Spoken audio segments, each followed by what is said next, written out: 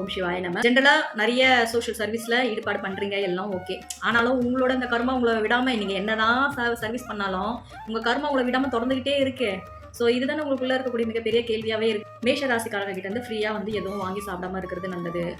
மிதுன ராசிக்காரங்கள்கிட்ட பொண்ணோ பொருளோ சொத்தோ ஃப்ரீயா வாங்காம இருக்கிறது நல்லது. ஸோ ஃப்ரீயாக இதெல்லாம் நீங்கள் அவங்ககிட்ட நீங்கள் வாங்கிட்டீங்க அப்படின்னா உங்களுக்கு கண்டிப்பாக அதோட கர்ம பாதிப்புகள் தொடர்ந்து தான் இருக்கும். கடன் மட்டும் சிம்ம ராசிக்காரங்க கிட்ட இருந்து நீங்கள் வாங்கிட்டீங்க அப்படின்னா மேக்ஸிமம் ஒரு வில்லங்கமான ஒரு சூழ்நிலையெல்லாம் மீனை வந்து கண்டிப்பாக அனுபவிக்கும். ஏன்னா அந்த அளவுக்கு ரிட்டன் நீங்கள் கொடுக்குற வரைக்கும் உங்களை படாத பாடுபடுத்தி எடுத்துருவாங்க. மற்றபடி உங்களுக்கு தேவையான உதவின்னு சொல்லி போனீங்கன்னா செய்வாங்க. அந்த ஏண்டாந்த ஹெல்ப்பை வாங்கணுன்ற அளவுக்கு சிந்திக்க வச்சிருவாங்க. ஸோ பணம் சார்ந்த விஷயங்களில் பகையை ஏற்படுத்தி விடும். தனுசு ராசிக்காரங்க கூட ட்ராவல் ஆகக்கூடிய ராசி தான்.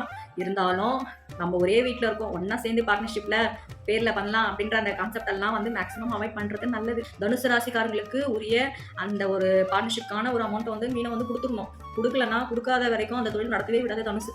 ஸோ இதெல்லாம் நிறைய விஷயங்கள் இருக்குது. ஆனால் சப்போர்ட்டிங் பார்த்தீங்கன்னா ஹை பிக்கில் இருக்கும். உங்களுக்கு தேவையான எல்லா உதவியும் தனுசு 100% பண்ணும் மீனராசி பொறுத்த வரைக்கும்.